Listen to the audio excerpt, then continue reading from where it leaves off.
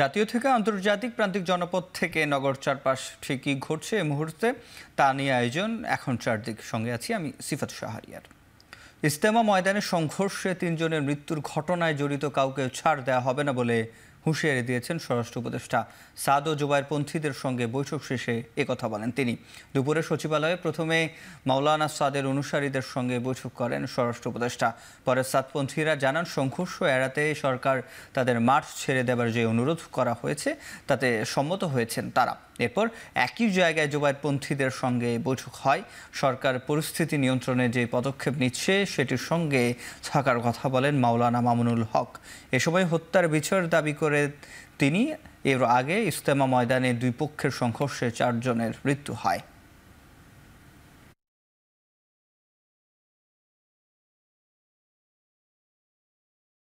যারা হত্যাকাণ্ডের সাথে জড়িত তাদের তো অবশ্যই আইনের আওতায় আনতে হবে। এতে তো কোনো ছাড় দেওয়ার কোনো অবকাশ নাই।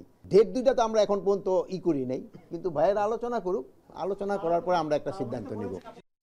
10 ট্রাক অস্ত্র মামলায় সাবেক স্বরাষ্ট্র প্রতিমন্ত্রী লুৎফুজ্জামান বাবর সহ 4 জনকে মৃত্যুদণ্ড থেকে সরাসরি খালাস দিয়েছেন হাইকোর্ট। আর উলফা নিত্যা পরেশ বড়ুয়াকে নেওয়া হয়েছে যাবজ্জীবন। বাকি 6 আসামিকে 10 বছর করে কারাদণ্ড দেওয়া হয়েছে। সকালে 10 ট্রাক অস্ত্র মামলায় এই রায় ঘোষণা করেন হাইকোর্ট। বিচারপতি মোস্তফা জামান ইসলাম ও বিচারপতি নাসরিন আক্তারের বেঞ্চে আসামি ও রাষ্ট্রপক্ষের যুক্তিতর্ক উপস্থাপন শেষে রায় ঘোষণা হয়।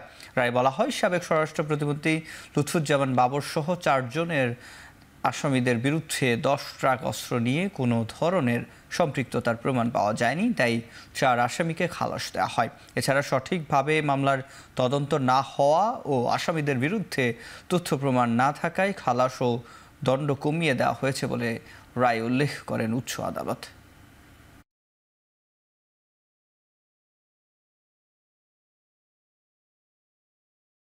বিএনপি ঘোষিত 31 দফা বাস্তবায়নের মাধ্যমে ষড়যন্ত্রকারীদের জবাব দেওয়া হবে বলে জানিয়েছেন দলের ভারপ্রাপ্ত চেয়ারম্যান তারেক রহমান। বিকেলে টাঙ্গাইল সহ 3 জেলা বিএনপি আয়োজিত অনুষ্ঠানে ভার্চুয়ালি যুক্ত হয়ে প্রধান অতিথির বক্তব্যে তিনি একথা বলেন। জনগণের আস্থা, এই যে জনগণের বিশ্বাস, এগুলিকে আমাদের ধরে রাখতে হবে। যারা দেশি এবং বিদেশি ষড়যন্ত্রকারী, যারা চায় না এদেশে গণতন্ত্র প্রতিষ্ঠিত হোক, যারা চায় না এই দেশের মানুষ রাজনৈতিকভাবে এবং অর্থনৈতিকভাবে সফল হোক, স্বাবলম্বী হোক, যারা এটা চায় না, আমরা যদি 31 দফা সফল করতে পারি, তাহলে মানুষের ভোটের অধিকারকে প্রতিষ্ঠিত করতে পারি, তাহলেই তাদেরকে আমাদের জবাব দেওয়া হবে।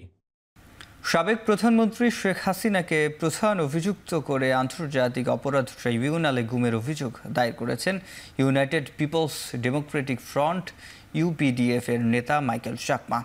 এদিন সকাল 10টায় ট্রিবিউনালের চিফ প্রসিকিউটর তাজুল ইসলামের কাছে মৌখিকভাবে এই অভিযোগ দেন তিনি। তাজুল ইসলাম জানান, বিধান অনুযায়ী মৌখিক অভিযোগ আমলে নিয়েছে প্রসিকিউশন। কয়েকদিনের মধ্যে অভিযোগের বিস্তারিত লিখিতভাবে দেওয়ার পর তদন্ত কাজ শুরু করবে ট্রিবিউনালের তদন্ত সংস্থা। আলোকচিত্রী ডক্টর শহীদুল আলম ও তার সহধর্মিনী অধ্যাপক রেহনুমা আহমেদকে সাথে নিয়ে সকাল 9টার কিছু আগে ট্রিবিউনালে আসেন মাইকেল চাকমা। তার অভিযোগ, 2019 সালের 9 এপ্রিল রাজধানীর কল্যাণপুরে এলাকা থেকে তাকে তুলে নিয়ে যাওয়া হয়। এরপর 5 বছর 4 মাস কয়েক জায়গায় গুম করে রাখা হয় তাকে।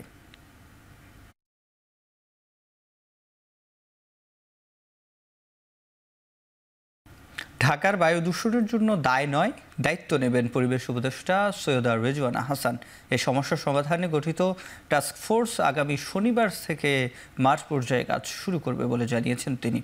সকালে বিশ্ব জলবায়ু দিবস বিষয়ক সেমিনারে এই কথা বলেন উপদেষ্টা। এ সময় জলবায়ু পরিবর্তনের ঝুঁকি মোকাবিলায় সমন্বয় বাড়ানোর তাগিদ দেন তিনি। বলেন, কিন্তু সরকারের একটা ম্যানেজমেন্ট প্ল্যান আছে। এটা আমরা যখন টেবিলের ওই পারে ছিলাম তখন মামলা মোকদ্দমা করে একটা নির্দেশনা এনেছিলাম। তো সেই বায়ু দূষণ ম্যানেজমেন্ট প্ল্যানটা পাশ হয়েছে 2024 সালের অগস্ট মাসে। এখন এই 4 মাসে কেমন করে এই সমস্যাটার সমাধান করে ফেলবো, আমি দায়িত্ব নেব, কিন্তু আমি দায় নেব না।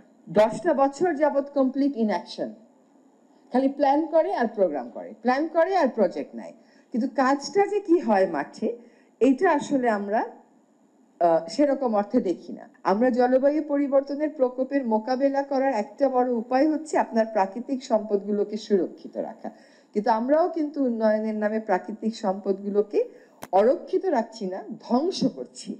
এই ধ্বংসের প্রক্রিয়া যদি আমরা কমিয়ে দেই, বন্ধ করে দেই, তাহলে জলবায়ু পরিবর্তনের অ্যাডাপ্টেশন বা খাপ খাইয়ে নেওয়াটা আমাদের জন্য সহজ হবে। প্রবাসী কল্যাণ উপদেষ্টা ডক্টর আসিফ নজরুল বলেছেন, অন্তর্বর্তী সরকারের দায়িত্ব নেয়ার পর গত বছরের এই সময়ের তুলনায় 26% রেমিটেন্স বেড়েছে। প্রবাসীরা সবচেয়ে বেশি পছন্দ করে ইসলামী ব্যাংকগুলোতে টাকা পাঠাতে, অথচ ফ্যাসিস্ট সরকার টার্গেট করে ইসলামী ব্যাংকগুলোকে ধ্বংস করেছে। প্রবাসী দিবসের আলোচনায় এই কথা বলেন তিনি। বিদেশের দূতাবাসগুলোতে প্রবাসীদের হয়রানি করা হয় উল্লেখ করে প্রবাসী কল্যাণ উপদেষ্টা বলেন, হয়রানি কমাতে কাজ করছে অন্তর্বর্তী সরকার। এ সময় যুব ক্রীড়া এবং স্থানীয় সরকার উপদেষ্টা আসিফ মাহমুদ বলেন, সরকারের বিভিন্ন প্রকল্পে দেশে ফেরত প্রবাসীদের কাজের সুযোগ দেওয়া হবে। প্রবাসীদের ভোটাধিকার প্রয়োগের নির্দিষ্ট নীতিমালা প্রণয়নের কথা বলেন তিনি। এ সময় গণতন্ত্রের পক্ষে ও ফ্যাসিবাদের বিরুদ্ধে লড়াইয়ের জন্য প্রবাসীদের প্রতি কৃতজ্ঞতা জানান আসিফ মাহমুদ।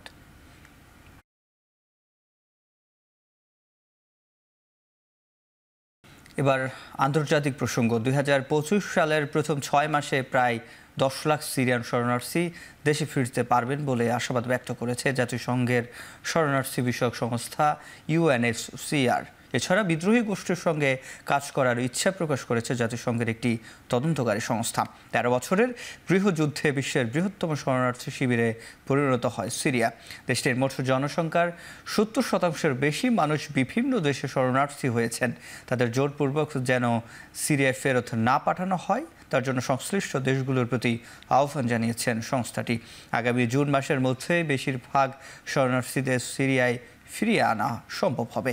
এদিকে আসাদ সরকারের অপরাধ তদন্তে সিরিয়ার নতুন শাসকদের সঙ্গে কাজ করবে বলে জানিয়েছেন জাতিসংঘের একটি তদন্তকারী সংস্থা।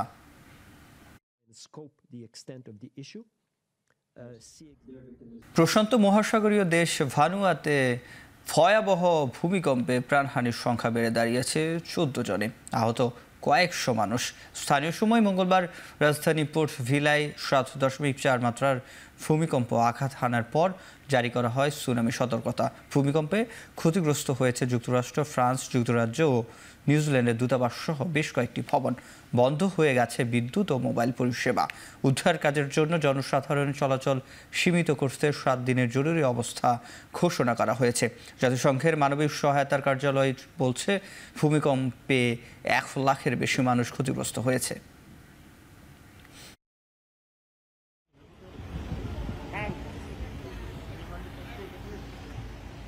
শেষ করছি এখন চারদিক। এখন টেলিভিশন ওয়েবসাইটে দেখতে ভিজিট করুন www.ekhon.tv। ফেসবুকে দেখতে ভিজিট করুন facebook.com/tv.ekhon। ইউটিউবে দেখতে ভিজিট করুন youtube.com/c/ekhon tv।